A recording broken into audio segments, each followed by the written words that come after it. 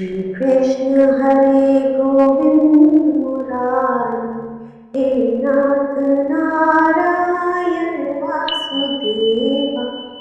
ओम श्री परमात्मे नमः। श्रीमद् भगवद गीता के 17वें अध्याय का महात्म्य। श्री महादेव जी कहते हैं, पार्वती 16वें अध्याय का महात्म्य पहले बताया था, अब 17वें अध्याय की अनंत महिमा का श्रवण करो। राजा खड्गबाहु के पुत्र का दुशासन नाम का एक नौकर था। वे बड़ी खोटी बुद्धि का मनुष्य था। एक बार वे मांडलिक राजकुमारों के साथ बहुत धन की बाजी लगाकर हाथी पर चढ़ा और कुछ ही कदम आगे जाने पर लोगों के मना करने पर भी वे मूढ़ हाथी के प्रति जोर जोर से कठोर शब्द करने लगा। उसकी आवाज सुनकर हाथी क्रोध से अंधा हो गया और दुशासन पैर फिसल जाने के कारण पृथ्वी पर गिर पड़ा। दुशासन को गिरकर कुछ कुछ उच्छ्वास लेते देख काल के समान निरंकुश हाथी ने क्रोध में भरकर उसे ऊपर फेंक दिया। ऊपर से गिरते ही उसके प्राण निकल गए। इस प्रकार कालवश मृत्यु को प्राप्त होने के बाद उसे हाथी की योनि मिली और सिंहल द्वीप के महाराज के यहाँ उसने अपना बहुत समय व्यतीत करा।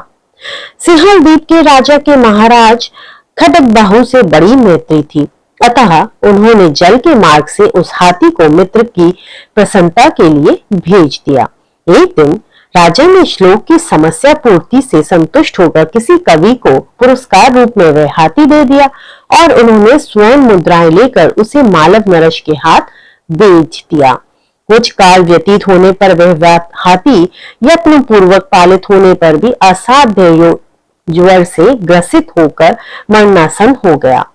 हाथीवानों ने जब उसे ऐसी शोचनीय अवस्था में देखा तो राजा के पास जाकर हाथी के हित के लिए शीघ्र ही सारा हाल कह सुनाया। महाराज, आपका हाथी अस्वस्थ जान पड़ता है। उसका खाना पीना सोना सब छूट गया है। हमारी समझ में नहीं आता इसका क्या कारण है।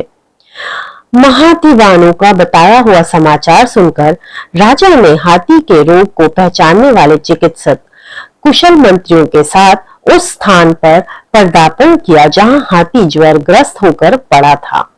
राजा को देखते ही उसने ज्वर जनित वेदना को भूलकर संसार को आश्चर्य में डालने वाली वाणी में कहा, संपूर्ण शास्त्रों के ज्ञाता, राजनीति के समृद्ध, शत्रु समुदाय को परास्त करने वाले तथा भगवान विष्णु के चरणों में अनुराग रखने वाले महाराज, इन औषधियों से क्या लेना है।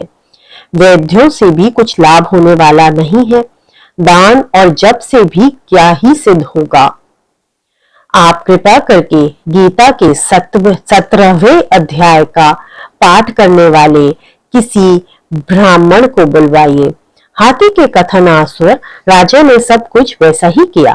तदंतर गीता पाठ करने वाले ब्राह्मण ने जब उत्तम जल को अभिमंत्रित करके उसके ऊपर डाला, तब दुशासन गजयोनि का परित्याग करके मुक्त हो गया।